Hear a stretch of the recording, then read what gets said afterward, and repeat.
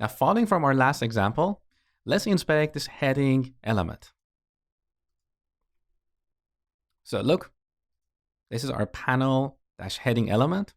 And inside that, we have this div with the class heading and the actual heading label.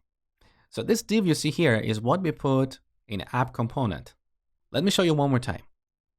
So here in app component template, inside bootstrap-panel element, we have this div with the class heading. Now we use this class as a selector for the ngContent element in panel component. Let's have a look. So here's panel component, and here we have an ngContent with this selector, dot heading. So with this implementation, when Angular finds an element with this selector, in this case, dot heading, it's going to replace this ngContent with that element. And that element, as you saw in app component, is a div with the class heading. So I'm going to copy this back in panel component. At runtime, this ngContent is going to be replaced entirely with this div. Now this markup worked perfectly fine. We had a beautiful bootstrap panel, but sometimes we don't want this additional div here. It's just extra noise in the markup. It would be nicer to have just this heading here, right? So let me show you how we can achieve this. Now back to this ngContent, okay?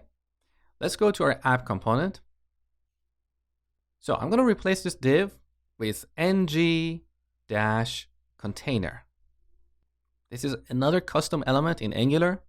So at runtime, Angular is going to take only the content of this ngContainer. It's not going to render this ngContainer element in the DOM. It's not going to be a div or something else. Let's look at the result. So save, back in the browser. Let's inspect this heading one more time.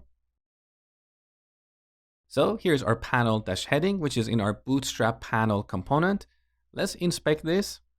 And now you can see we have the actual heading without any additional markup around it. So if you want to render something without putting it inside a div or another kind of HTML element, use ngContainer element in Angular.